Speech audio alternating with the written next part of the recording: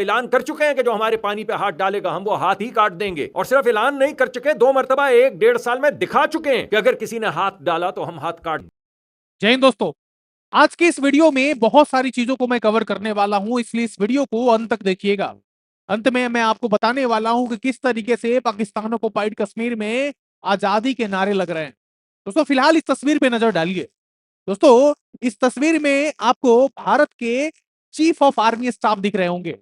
दोस्तों आज ये सेवानिवृत्त हो गए हैं, आज इनका कार्यकाल समाप्त हो गया और भारत के सेना की कमान जो है अब किसी और व्यक्ति ने संभाल ली है, उसके बारे में भी चर्चा करूंगा। दोस्तों आपको पता होगा कि जनरल उपेंद्र द्विवेदी जो थे, उन्होंने भारतीय सेना को मॉडर्नाइज करने में, आधुनिक बनाने में अपना अहम योगदान दिया है। आपको इनका कार्यकाल कैसा लगा कमेंट सेक्शन में जरूर बताइएगा कि जनरल उपेंद्र द्विवेदी ने किस तरीके से भारतीय सेना का मनोबल बढ़ाया, भारतीय सेना को शीर्ष तक पहुंचाने का जो है जिम्मा उठाया और उसको बखूबी निभाया भी। आज जब इनका कार्यकाल समाप्त हो रहा है तो हम सभी भारतीय, हम सभी देशवासी, हम सभी देशभक्त जो है इनको सत सत नमन करते हैं और इनके जीवन में आने वाले समय में बहुत बड़ी उपलब्धि और ये हासिल करें, जीवन में स्वस्थ रहें, आगे बढ़ते रहें, इसकी कामना करते हैं। आपको पता होगा कि जनरल उपेंद्र द्विवेदी जो थे वो देशभक्ति के साथ साथ उनके अंदर राष्ट्रभक्ति के साथ साथ उनके अंदर धार्मिक भावनाएं भी बहुत भरी हुई थी।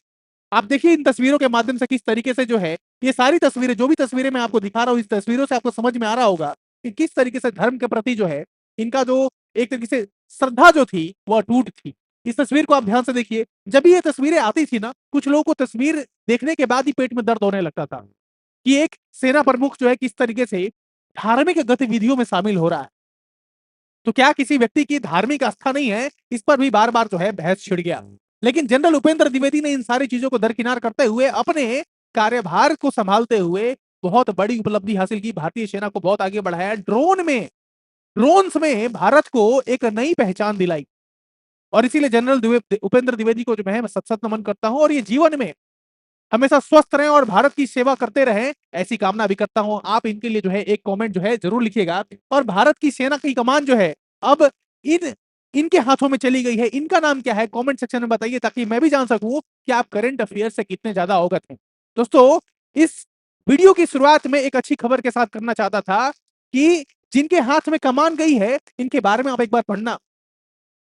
इनके पिताजी, इनके भाई साहब और ये खुद, इनकी कई जनरेशन जो है भारतीय सेना को अपना जीवन समर्पित कर चुकी है। और इसीलिए ऐसे योद्धा जब देश की कमान संभालते हैं, सेना की कमान संभालते हैं, तो हमारा जो विश्वास जो है वो और अटूट हो जाता है कि हमारी देश की बागडोर जो है अच्छे हाथों में है। जिस तरीके से भारत की सरकार अच्छे हाथों में है, उस तरीके से भारत की सेना भी अब अच्छे हाथों में है। आने वाले समय में जिस तरीके से ऑपरेशन सिंदूर किया था और ऐसा कोई ऑपरेशन जब चलाना होगा किसी भी देश के खिलाफ, तो भारत का ये जो बाजीगर है, भारत का ये जो योद्धा है, इसके कंधे मजबूत हैं क्योंकि इसके खून में देशभक्ति भरी हुई है। ठीक है, तो इनके बारे में आप पढ़िए और इनका नाम क्या है कमेंट में जरूर बताइए, क्योंकि आज ही इन्होंने पद संभाला है। इनके नाम के बारे में अगर आपको पता होगा तो कमेंट में लिखिएगा ताकि आपको भी पता चल सके कि देश की सेना प्रमुख कौन है। सबसे महत्वपूर्ण बात क्या है? सबसे महत्वपूर्ण बात यह है कि पाकिस्तान ऑक्युपाइड कश्मीर में आवाज उठ रही है। आवाज कैसे उठ रही है? आजादी के नारे लग रहे हैं कि भाई अब हमें आजादी चाहिए। अब जो है हम आपके शोषण का शिकार नहीं होंगे। किसके शोषण का? पाकिस्तान के हुक्मरानों के शोषण का शिकार। और पाकिस्तान का जो पाकिस्तान ऑक्युपाइड कश्मीर है वहां से अब आवाज उठना शुरू हो गई। और आने वाले समय में देखना यहाँ के लोग जो हैं खुद ही पाकिस्तान से अलग होने की बात करना तो शुरू कर दिए हैं, खुद ही खुद को अलग कर लेंगे। और इसीलिए यहाँ पे देखिए, thousands march in Pakistan administered Kashmir as clashes killed at least 15 लोगों की जान भी जा चुकी है। क्योंकि जब क्लैशेस होते हैं तो पाकिस्तान की जो आर्मी और पाकिस्तान के जो हुक्मरान है, वहां की जो सरकार है, इन क्लैशेस को दमन करने के लिए आम लोगों पर, निर्दोष लोगों पर गोलीबारी करती है और इसमें 15 लोग मारे गए। और ये जो 15 लोग मारे गए हैं, ये कौन लोग हैं? ये वो लोग हैं जो पाकिस्तान से अलग होना चाहते हैं। ये वही पाकिस्तान है जो इंडस वाटर ट्रीटी के वायलेशन को लेकर जो है विश्व के पटल पर भारत के खिलाफ आवाज उठा रहा है। और एक तरफ अपने ही देश में जो वहां के लोग वहां की मांग कर रहे हैं कि भाई हमें अलग कर दो, उनकी मांगों को दबाया जा रहा है। दोस्तों कहां तक ये जायज है, कहां तक ये सही है, इस पर आप खुद विचार कीजिए। अगला स्लाइड अगर आप देखेंगे तो आपको एक चीज समझ में आएगा कि भारत भी कहीं ना कहीं एक तरीके से बातचीत के टेबल पे आ चुका है क्या। एक खबर आ रही है, इस खबर में कितनी सत्यता है और इस खबर का कंप्लीट एक एनालिसिस जो है मैं किसी और वीडियो में करूंगा, क्योंकि इस वीडियो का थीम जो है हमारा कुछ अलग है। लेकिन ये खबर मैं आपको देते जाता हूं। आप जानते होंगे कि राम माधव जो हैं आरएसएस के एक बहुत बड़े व्यक्ति हैं, आरएसएस से जुड़े हुए व्यक्ति हैं। और ये हैं, इनको आप जानते होंगे, ये काफी चर्चा में रहे थे। इनकी एक किताब आई थी, एक पुस्तक आई थी, उसकी वजह से काफी ये चर्चा में थे। ऐसा बात किया जा रहा कि राम माधव और नरवणे से लेकर शेरी रहमान तक भारत पाकिस्तान की सीक्रेट बातचीत में कौन हुआ शामिल, खुलासा। कोलंबो में एक मीटिंग हुई है और इस कोलंबो की मीटिंग में बहुत सारे लोग भारत से शामिल हुए हैं और बहुत सारे लोग पाकिस्तान से शामिल हुए हैं। ये जो सीक्रेट मीटिंग हुई है कोलंबो में, ये क्यों हुई है, इसके पीछे का क्या कारण है? और आपको पता होगा कि भारत के जो मिनिस्ट्री ऑफ एक्सटर्नल अफेयर्स के जो सेक्रेटरी हैं विक्रम मिश्री से जब उनसे ये सवाल पूछा गया कि भाई इस मीटिंग के बारे में आप क्या कहना चाहते हैं, तो उन्होंने बोला कि इससे तो हमारा कोई लेना देना ही नहीं, ये किसी भी तरह के ऑफिशियल मीटिंग नहीं है, इसके बारे में हम कोई टिप्पणी नहीं कर सकते। तो दोस्तों इस मीटिंग में क्या हुआ, इस मीटिंग की क्या खासियत थी, इस मीटिंग में क्या बातचीत हो रही थी, इस पर जो है किसी और वीडियो में चर्चा करेंगे। और आज के न्यूज़पेपर में ये हेडलाइन भी बना हुआ है। हेडलाइन क्या था? India Pak conduct track two diplomacy, retired military officials and diplomats participated in track to talks on the margins of a conference in the Colombo this week। तो इस पूरे आर्टिकल का एनालिसिस, ये पूरा आर्टिकल मैंने पढ़ रखा है, लेकिन इस वीडियो में इसको कवर नहीं करूंगा, अगले वीडियो का इंतजार कीजिए। उस वीडियो में आपको बताऊंगा कि ट्रैक टू डिप्लोमेसी है क्या, और भारत के राम माधव और जनरल नरवणे जो है इसमें क्यों शामिल हुए थे और क्या बातचीत हो रही थी, इस पर भी चर्चा करेंगे। लेकिन फिलहाल हमारी आज की इस वीडियो की चर्चा क्या है, आज का वीडियो का विषय क्या है? विषय है इंडस वाटर ट्रीटी। फिलहाल जो है आप हमारे ऐप को अगर डाउनलोड नहीं किया तो ऐप को डाउनलोड कर लीजिए। वहां पे आपको बहुत सारे मटेरियल्स, बहुत सारी किताब, बहुत सारे कोर्सेस आपको देखने को मिल जाएंगे, बहुत ही मिनिमल कॉस्ट पे। वहां से आप जो है उसको खरीद कर अपनी पढ़ाई को सुनिश्चित कर सकते हैं और किसी भी परीक्षा की आप तैयारी कर रहे हैं तो आप अपना सिलेक्शन जो है पक्का कर सकते हैं। दोस्तों इस व्यक्ति का ध्यान से, इस व्यक्ति का चेहरा पहले देख लीजिए और इस व्यक्ति का बयान सुनिए। पहले बयान सुनकर आपका खून खौलता है या नहीं खौलता है? दोस्तों पाकिस्तान के जो ये जो लीडर्स हैं ना, ये जो नेता हैं, ये इसी तरह की बचकाना हरकतें और बचकाना बयान हमेशा देते रहते हैं। और बचकाना बयान क्यों देते हैं? क्योंकि भारत इनको तवज्जो नहीं देता। भारत को तवज्जो देने की आवश्यकता ही नहीं है, क्योंकि हमारे सामने कुछ भी नहीं। और ऐसे लोगों को जब हम तवज्जो देंगे तो इनका मान सम्मान ऐसे ही बढ़ जाएगा। और जब हम तवज्जो नहीं देते हैं तो इस तरह के बयान जो आपने अभी सुना, इस तरह का बयान ऐसे व्यक्ति देते हैं। इनकी हिम्मत कुछ भी नहीं है। इंडस वाटर ट्रीटी में हमने क्लियर कर रखा है कि खून और पानी एक साथ नहीं बहेगा। जब अप्रैल 2025 में पहलगाम अटैक हुआ तो उस समय भारत की सरकार ने ये क्लियर संदेश दिया, एक कड़ा संदेश दिया कि खून और पानी एक साथ नहीं बहेगा। और उसी समय हमने जो इंडस वाटर ट्रीटी को लेकर जो एक दौर में हुआ था, उस पर भी बताऊंगा कि किस तरीके से ये इंडस वाटर ट्रीटी जो है वर्ल्ड बैंक के मीडिएशन से जो है साइन हुआ था। भारत और पाकिस्तान के बीच में जो ये बंटवारे के बाद 1947 में जब बंटवारा हुआ, उस समय इंडस वाटर को लेकर जो डिस्प्यूट चल रहा था, उसका किस तरीके से मध्यस्थता कर मीडिएशन कर वर्ल्ड बैंक ने दोनों देशों का बीच में समझौता कराया था, इस पर भी चर्चा करूंगा। फिलहाल क्या कह रहे हैं? Will cut off those hands, Pakistan minister stark warning to India over Indus water treaty. कह रहा है कि हाथ काट देंगे। आपने बयान सुना ना? तो पेट में दर्द भी हो रहा है जब हमने पानी रोक रखा है, और एक तरफ ये कह रहे हैं कि हाथ काट देंगे, तो काट के दिखा दीजिए। भारत की सेना इतनी मजबूत है कि आपकी गर्दन जो है काट कर जो है इस्लामाबाद में टांग देगी। इस बात को इनको समझना होगा, और शायद ये बात ये समझते हैं, इसीलिए गीदड़ भभकी जो है ये बार बार देते हैं, लेकिन मुंह की खानी पड़ती है इनको, इस बात को ये नहीं जानते। फिर आप देख लीजिए, welcome Pakistan unprovoked threat over Indus water. ये अनप्रोवोक्ड थ्रेट है, हम तो कभी प्रोवोक नहीं करते इनको, उंगली नहीं करते, लेकिन इनकी आदत क्या है कि हमेशा उंगली करते हैं। लेकिन ध्यान रखना, जिस हाथ से ये उंगली कर रहे हैं, इस उंगली को तोड़कर हम ऐसी जगह डाल देंगे जहां से आप निकाल नहीं पाएंगे। इसीलिए मैं इस बात को कहता हूं कि पाकिस्तान के जितने भी नेता हैं, इनको अपने भाषाओं की मर्यादा में रहते हुए बात करनी चाहिए।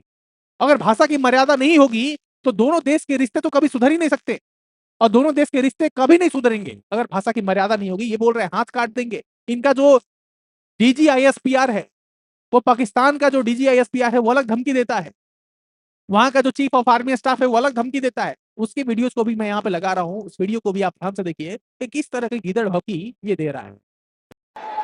तुम हमारा पानी बंद कर दोगे, हम तुम्हारा सांस बंद कर देंगे। दोस्तों आई थिंक आपने जो है ये बयान सुन लिया होगा। अब आपको एक महत्वपूर्ण बात बताता हूँ। ये कहानी की शुरुआत हुई थी 1947 में, जब देश का बंटवारा हुआ तो लाखों लोग मारे गए। और लाखों लोग, ये मारने वाले कौन थे और ये मरने वाले कौन थे? तो ज्यादातर आपको सिख धर्म के लोग मिलेंगे, ज्यादातर आपको हिंदू धर्म के लोग मिलेंगे। आपने अगर फिल्म देखी होगी बॉर्डर, तो उसमें किस तरीके से दिखाया जा रहा था कि पाकिस्तान और हिंदुस्तान के बंटवारे के बाद लोगों को पता ही नहीं था कि हम किस देश में हैं, हम पाकिस्तान में या हिंदुस्तान में हैं। एक लाइन ड्रॉ कर दिया गया और इस लाइन के ड्रॉ करने के साथ ही भारत और पाकिस्तान का बंटवारा हो गया। हजारों लोग वहां से माइग्रेट करके इधर आ रहे थे और इधर से माइग्रेट करके उधर जा रहे थे, और चुन चुन कर लोगों को मारा जा रहा था, धर्म के नाम पर मारा जा रहा था। लाखों लोग रेफ्यूजी कैंप में रहने के लिए मजबूर थे, उनके पास रहने को घर नहीं था, खाने को पानी नहीं था। तो ऐसी मजबूरी क्यों पैदा हुई? क्योंकि 1947 में हमारे देश का बंटवारा हुआ, और किन लोगों की वजह से बंटवारा हुआ ये भी आप भली भांति जानते हैं। तो 1947 में भारत पाकिस्तान के बंटवारे के बाद ही वाटर डिस्प्यूट शुरू हो गया। और ये वाटर डिस्प्यूट कब खत्म हुआ? तो 1960 में ये वाटर डिस्प्यूट खत्म हुआ, जब वर्ल्ड बैंक की मध्यस्थता की वजह से, मीडिएशन के साथ ही, भारत से जवाहरलाल नेहरू और पाकिस्तान से फील्ड मार्शल अयूब खान, इन दोनों ने जो है इस पे साइन किया, और 1960 से ही इंडस वाटर ट्रीटी जो है वो लागू हो गई। इंडस वाटर ट्रीटी को अगर आप देखेंगे तो ये झेलम, चेनाब और इंडस, ये 3 रिवर आपको यहाँ पे देखने को मिलेगा, और रावी, व्यास, सतलज, ये 3 रिवर आपको यहाँ पे देखने को मिलेगा। और ये है पाकिस्तान ऑक्युपाइड कश्मीर, और यहाँ पे आपको देखने को मिलेगा लाइन ऑफ कंट्रोल। ये 1960 का जो है इंडस वाटर ट्रीटी। इस वीडियो को मैं शेयर करूंगा टेलीग्राम चैनल पे, ज्वाइन कर लीजिएगा। वहां पे आप इसको देखेंगे तो आपको समझ में आ जाएगा कि ये मैप क्या कहना चाहता है। अगला जो है स्लाइड आपके लिए है। ये स्लाइड अगर आप देखेंगे तो आपको सारी कहानी समझ में आएगी। ये वाले स्लाइड की बात कर रहा हूं मैं। भाई, हम लोगों ने कहा था अगर भारत पर आतंकी हमला हुआ तो हम पाकिस्तान का दाना पानी बंद कर देंगे, हम लोगों ने कहा था। और पहलगाम आतंकी हमले के बाद हमने इंडस वाटर वैली को सस्पेंड करके बता दिया कि जिनकी आंख का पानी मर गया हो उन्हें हमसे पानी की उम्मीद नहीं रखनी चाहिए। जिनके आंखों का पानी मर गया हो उन्हें हमसे पानी की उम्मीद नहीं रखनी चाहिए। यह इंडस वाटर वैली को सस्पेंड करके हमने साबित कर दिया है। आतंकवादियों के संरक्षकों को और मानवता के दुश्मनों को हम अपनी सिंधु का पानी नहीं जाने देंगे। बहनों भाइयों, इस स्लाइड को आप ध्यान से देखिए, 1 मिनट, इस स्लाइड को आप ध्यान से देखिए। इंडस वाटर ट्रीटी जो है 1960 में साइन हुआ, और 1960 में ये इंडस वाटर ट्रीटी क्यों साइन हुआ? आज पाकिस्तान के जो ये लीडर्स हैं, चाहे वहां के प्रधानमंत्री हो या फिर कोई भी मंत्री हो, ये कह रहा है कि इंडस वाटर ट्रीटी जो है वो साइन हुआ था पीस के लिए, शांति के लिए, स्टेबिलिटी के लिए, स्थिरता के लिए। लेकिन क्या इंडस वाटर ट्रीटी साइन करने के बाद क्या शांति बहाल हुई? क्या स्थिरता बहाल हुई? इस पर जो है एक पैनी नजर डालते हैं। 1960 में जो ये साइन हुई पीस, स्टेबिलिटी और कोऑपरेशन के लिए, सहयोग के लिए, और ये सहयोग कितने समय तक टिका? 1965 में ही हमने पहला वॉर लड़ा, इंडिया पाकिस्तान का वॉर। 1960 में इंडस वाटर ट्रीटी साइन किया, क्यों? क्या? ताकि पीस हो सके, शांति हो सके, कोऑपरेशन हो सके, सहयोग हो सके और डिस्प्यूट ना हो। लेकिन 1965 में हम इंडिया पाकिस्तान की लड़ाई लड़ी। इंडिया पाकिस्तान के बीच में लड़ाई हुआ ना 1965 में। 1965 के बाद अगर आप देखेंगे तो 1971 में भी आपको लड़ाई देखने को मिलेगा, और 1972 में तो हमने शिमला एग्रीमेंट भी साइन किया था, जिस शिमला एग्रीमेंट को ये लोग कभी मानते नहीं है। मल्टीपल टाइम्स वायलेशन आपको देखने को मिलेगा शिमला एग्रीमेंट का। तो 1965 में लड़ाई हुई, 1971 में लड़ाई हुई, 1990 में पाकिस्तान ने क्या किया? टेररिज्म को अपना स्टेट पॉलिसी बना लिया, आतंकवाद को अपने राष्ट्र की नीति बना दी। और 1990 के बाद अगर आप देखेंगे तो किस तरीके से भारत में, चाहे वो मुंबई अटैक हो या फिर भारत के अलग अलग शहरों में, किस तरीके से आतंकवादी गतिविधियों को अंजाम दिया गया पाकिस्तान की तरफ से, इस चीजों को हम भूले नहीं है। तो ये 1960 में जब हम इंडस वाटर ट्रीटी साइन किए, क्या इस साइन करने के बाद किसी तरह का कोऑपरेशन, किसी तरह के पीस, किसी तरह की स्टेबिलिटी आपको देखने को मिलती है क्या? तो जब हमें पीस, स्टेबिलिटी, कोऑपरेशन देखने को ही नहीं मिलता, तो फिर इस इंडस वाटर ट्रीटी का क्या मतलब है? कोई मतलब नहीं है। तो जनरल अयूब खान और जवाहरलाल नेहरू ने जो इंडस वाटर ट्रीटी साइन किया था, उसका कोई जो है रिलेवेंस नहीं बचा है अभी तक, कोई रिलेवेंस नहीं है। 1965 देख लीजिए, 1971 देख लीजिए, 1990 के बाद जो है आप लगातार जो है टेररिस्ट एक्टिविटी आप देख रहे होंगे भारत में। 1990 के बाद काफी ज्यादा बढ़ा है ये नंबर, आतंकवादी गतिविधियां। फिर आप आगे देखेंगे तो उसके बाद से जो है करगिल वॉर भूल गए हैं क्या हम? और करगिल वॉर कब हुआ था? जब वाजपेयी जी जो है लाहौर विजिट करके आए थे। अटल बिहारी वाजपेयी ने लाख कोशिश की इन पाकिस्तानियों को सुधारने की, वहां के नेताओं को सुधारने की। बस यात्रा भूल गए क्या? वाजपेयी जी लाहौर विजिट कर आए, क्यों? क्योंकि भारत पाकिस्तान के रिश्तों में सुधार आए। लेकिन उसमें कोई सुधार आपको देखने को नहीं मिलेगा। क्यों? क्योंकि उसके बाद जो हमारे पार्लियामेंट पर अटैक हो जाता है, लगातार उसके बाद आतंकवादी घटनाएं होती रहती हैं, करगिल वॉर होता है। और फिर आप देख लीजिए, आर्मी चीफ जो मुनीर है वहां, कासिम मुनीर, वो क्या कहता है कि भाई हिंदू और मुस्लिम अलग अलग है। हिंदू और मुस्लिम के जो कस्टम्स है, रिलीजन है, ट्रेडिशन है, थॉट्स है, एम्बिशन है, वो सब कुछ अलग अलग है। ये लोग तो कभी एकजुटता की बात ही नहीं करते। ये आसिम मुनीर क्या कहता है कि हिंदू और मुसलमान कभी एक साथ नहीं रह सकता। ये आसिम मुनीर के बयान है। वहां का जो एक तरीके से डिफेंस स्टाफ का हेड है, सारे सेनाओं का जो अध्यक्ष है, वो कहता है कि हिंदू मुसलमान कभी एक नहीं हो सकते, क्योंकि उनका कस्टम, ट्रेडिशन, पहनावा, थॉट सब कुछ अलग अलग, एम्बिशन भी अलग अलग। ये तो कभी एकजुट रहने की बात ही नहीं करते। तो फिर इंडस वाटर ट्रीटी का क्या मतलब है? यहाँ पे इंडस वाटर ट्रीटी को साइन करने का क्या मतलब है? उसके रिलेवेंस का क्या मतलब है? आज भारत जब ये कहता है कि पाकिस्तान के साथ खून और पानी एक साथ नहीं बहेगा, तो इसमें क्या गलत है? लेकिन ये पाकिस्तान आज क्या कर रहा है? इंटरनेशनल कॉन्फ्रेंस कर रहा है, और कॉन्फ्रेंस में भारत को आंख दिखाने की कोशिश कर रहा है कि अगर पानी रोकोगे तो हाथ काट देंगे। पानी रोकेंगे, बिल्कुल पानी रोकेंगे। फिर आप देख लीजिए, terror can be used as a weapon but share water must never be weaponised. आप आतंकवाद को हथियार बनाकर भारत को नीचा दिखा सकते हैं, भारत को तोड़ने की कोशिश कर सकते हैं, क्या हम पानी रोक के नहीं कर सकते? हम तो तुम्हारे यहाँ कोई सी तरह के आतंकवादी घटनाओं को अंजाम तो नहीं दे रहे हैं, हम तो पानी रोक रहे हैं। क्यों पानी रोक रहे हैं? क्योंकि तुम्हारी हरकतें ऐसी हैं। तुम आतंकवाद को हथियार बना लोगे, हम पानी को हथियार नहीं बना सकते। आज दर्द और तकलीफ हो रहा है। सोचो ना उस पहलगाम आतंकवादी हमले में मारे गए उन लोगों के बारे में जिन निर्दोष लोगों को तुमने जो है धर्म के नाम पर मार दिया, उनके बारे में तो कभी पीड़ा नहीं होती। आज पानी रोक दी है तो बहुत पीड़ा हो रही है, बहुत तकलीफ हो रही है। इन पाकिस्तानियों को ना इन बातों को ही समझ अगर हो जाती तो आज ये दिन नहीं देखना पड़ता। आगे देख लीजिए आप, other bridges include trade can be broken but water must remain bridge between nation even under the Indus water treaty. Pakistan did all could to complicate and delay Indian. Pakistan की तो हमेशा ये आदत रही है कि भाई कुछ ना कुछ ऐसा करते रहना चाहिए जिससे जो है भारत जो है वो उनके खिलाफ एक्शन लेता रहे। और लिख लीजिए ये इसक डार हैं, इसक डार बहुत बड़े मंत्री बनते हैं, ये पाकिस्तान के बहुत बड़े मंत्री हैं। इनको पाकिस्तान की चिंता नहीं है। आपको जो है किसी ना किसी वर्ल्ड फोरम पे आपको देखने को मिल जाएंगे, कहीं भी कोई भी इंटरनेशनल कॉन्फ्रेंस होता है ना तो ये व्यक्ति पहुंच जाता है वहां पे मिठाई खाने के लिए, क्योंकि इसके पास और कोई काम नहीं। इसको अपने देश की चिंता नहीं है, ये इंटरनेशनल कॉन्फ्रेंस में पार्टिसिपेट करता है सिर्फ इसकदार, और वहां पे जाके मिठाई खाता है, रसगुल्ला खाकर पहुंच जाता है, पाकिस्तान वापस आ जाता है, क्योंकि पाकिस्तान में तो खाने पीने को है नहीं इनके पास।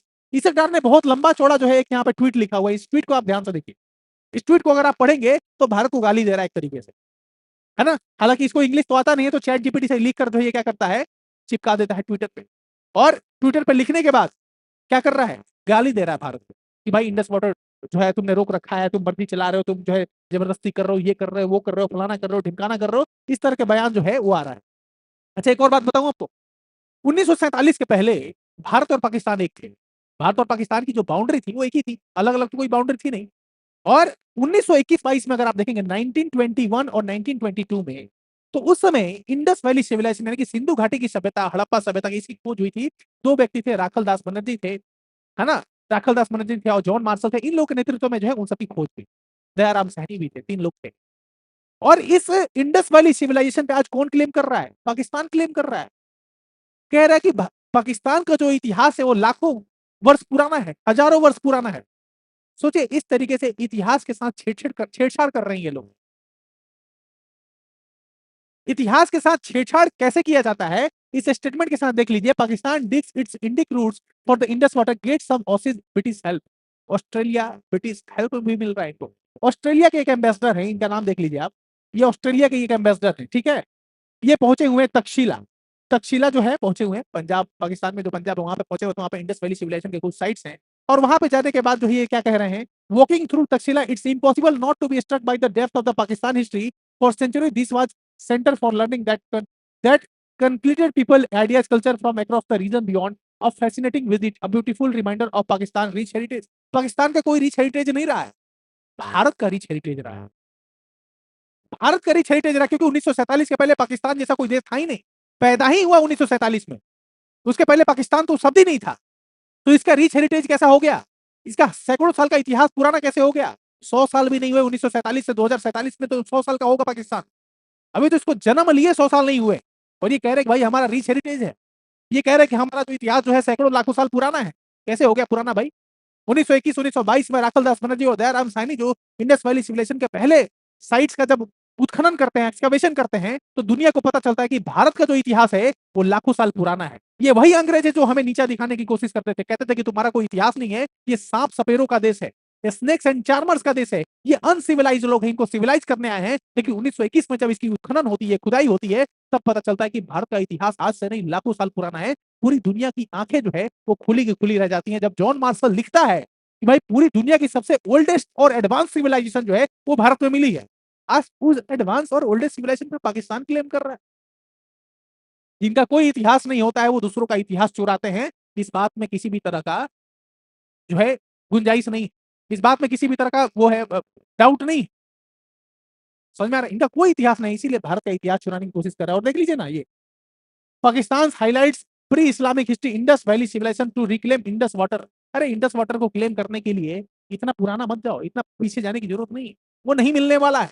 जब तक आपकी आदतें नहीं सुधरेंगी तब तक कुछ नहीं होने वाला। देख लीजिए, ये जापान की प्रधानमंत्री है, ये भारत के दौरे पर आई हुई, और भारत के दौरे पर इनका आना एक बहुत बड़ा उपलब्धि माना जा रहा है। किसी उपलब्धि माना जा रहा है क्योंकि बहुत सारे डील साइन होने वाले हैं, बहुत सारे एग्रीमेंट होने वाले हैं, बहुत सारे समझौते होने वाले हैं और इसीलिए सबकी नजर जो है जो जापान की जो प्रधानमंत्री हैं इनके इनके ऊपर, और ये पहली बार जो है भारत के दौरे पर आ रही हैं। हालांकि प्रधानमंत्री और इनकी मुलाकात बहुत बार हो चुकी है, लेकिन भारत के दौरे पर ये पहली बार आ रही है। ठीक है, क्या क्या जो है डील हो सकते हैं इसके बारे में आपको बता देता हूं। India Japan firm up deals on energy resilience, critical minerals, AI ahead of Modi Takaichi summit. AI पे हो सकता है, मिनरल पे हो सकता है और एनर्जी पे हो सकता है। इन 3 क्षेत्रों में बहुत बड़ा समझौता हो सकता है भारत के साथ। हालांकि जब ये समझौता हो जाएगा आधिकारिक रूप पर, आधिकारिक तौर पर, और मिनिस्ट्री ऑफ एक्सटर्नल अफेयर्स की तरफ से आधिकारिक बयान आ जाएंगे, तब जो है इस पर हम विस्तृत चर्चा करेंगे। लेकिन इन पर जो है पूरी भारत की नजर है कि किस तरह के समझौते होने वाले।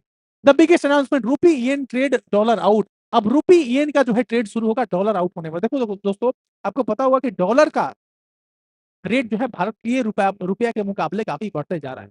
आज लगभग 93-94 रुपए जो है, 93 या फिर 94 रुपए के आसपास जो है हमारा $1 पहुंच चुका है। लेकिन येन के मुकाबले अगर देखेंगे तो भारतीय रुपया कमजोर हुआ है डॉलर के मुकाबले, लेकिन येन के मुकाबले भारतीय रुपया मजबूत हुआ है। तो क्यों ना ये जो बीच में डॉलर आ रहा है, डॉलर को हटाया जाए और येन और इंडियन रुपी में ही ट्रेड किया जाए। इस पर लेकर भी एक बहुत बड़ा समझौता हो सकता है, इस पर भी हमारी नजर रहेगी। और दोस्तों ये है सर्जियो गौर।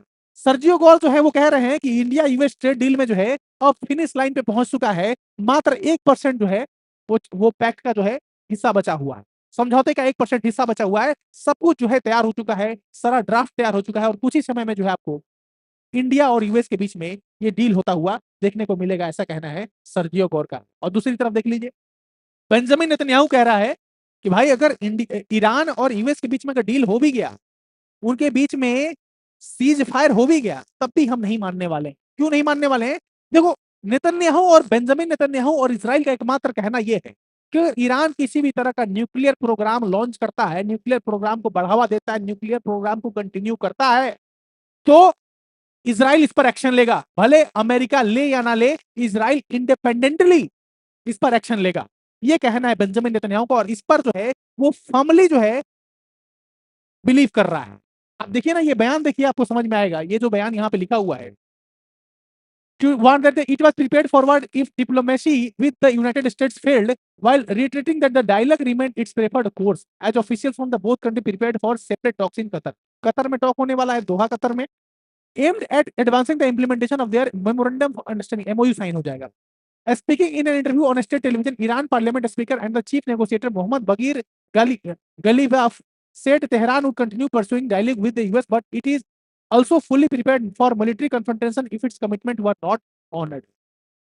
कह रहा है कि हम बातचीत करने को तैयार हैं, हम यूएस के साथ ही बातचीत करके जो है समझौता करने को तैयार हैं, लेकिन अगर ये समझौता नहीं भी होगा तो हम मिलिट्री कन्फ्रंटेशन के लिए भी रेडी हैं। दोस्तों, 1 मार्च से शुरू हुई इस लड़ाई का अंत अभी तक देखने को नहीं मिल रहा है आपको। इजराइल एक तरफ अलग धमकी दे रहा है कि भले ईरान और यूएस समझौता कर ले, लेकिन मैं मानने वाला नहीं। इजराइल को कौन रोकेगा? इजराइल को अटैक करने से कौन रोकेगा? ये देखने वाली बात है, क्योंकि अभी तक तो इजराइल और यूएसए एक साथ लड़ रहे थे, लेकिन जैसे ही यूएसए का ईरान के साथ समझौता हो जाएगा, फिर इजराइल किस तरह का, उसका कोर्स ऑफ एक्शन क्या होगा, कोर्स ऑफ प्लान क्या होगा, ये देखने वाली बात होगी। आई थिंक आज के वीडियो में आपको सारी चीजें बेहतरीन तरीके से समझ में आई होंगी। जिन सवालों को मैंने पूछा इस वीडियो में, उसका जवाब जो है कमेंट सेक्शन में जरूर लिखिएगा। वीडियो अच्छा लगा तो चैनल को सब्सक्राइब कीजिए, वीडियो को लाइक कीजिए और दबाकर जरा शेयर कीजिए इस वीडियो को, ताकि हर उस भारतवासी के पास पहुंचे ये सही और सच्ची जानकारी, जो देश से प्रेम करते हैं, जो राष्ट्र से प्रेम करते हैं। Take care, have a good day. जय हिंद, जय भारत दोस्तों।